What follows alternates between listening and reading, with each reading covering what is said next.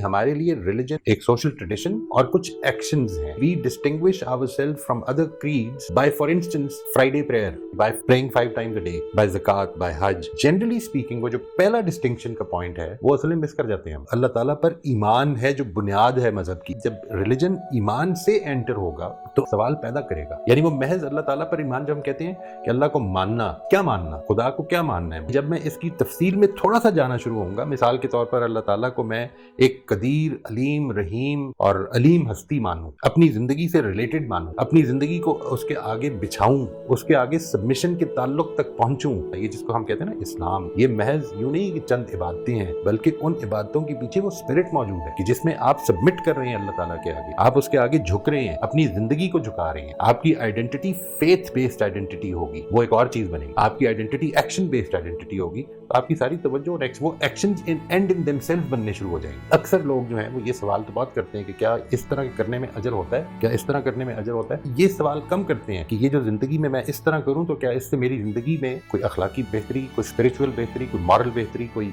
Elevation पैदा होगी. क्योंकि असल में जो टारगेट है मेरा, अगर जन्नत में जाना है अल्लाह ताला की बनाई हुई जन्नत में, तो मुझे अपने आप को मॉरली, स्पिरिचुअली, फिजिकली एलिवेट करना है. वो जो एक्शंस हैं वो असल में उस एलिवेशन के लिए, तो अजर तो आपको मिल ही जाना है, वो उसी वक्त मिल जाएगा जिस वक्त आप एलिवेट करेंगे. लेकिन अगर आप एलिवेट ना किए, फिर ये वही बात है जिसको कुरान मजीद में कुर्बानी के मामले में वाज़ेह किया है कि ना तो तुम्हारे एक्शन से तुम्हारा गोश्त पहुंचेगा जो तुमने कुर्बान किया, ना तुम्हारा खून पहुंचेगा. वो दिल का तकवा है जो पहुंचेगा, और वही है, वो दिल का तकवा है जो तुम्हें भी एलिवेट कर रहा है. उसी को अल्लाह ताला भी उसी की पजीराई करेंगे. इस चीज को हमें बहुत ज्यादा याद रखना है. आई थिंक ये बैलेंस जो है ये automatically it has to tilt in the favour of the hereafter. जिंदगी में आप असल में at every moment you are at crossroads. आपको डिसाइड करना है कि आपके फैसलों के क्राइटेरिया क्या होंगे. आप दुनिया का फायदा चाहते हैं, आखिरत की क्लोजनेस चाहते हैं. दुनिया ही रास्ता है आखिरत का, लेकिन आखिरत को इग्नोर नहीं किया जा सकता.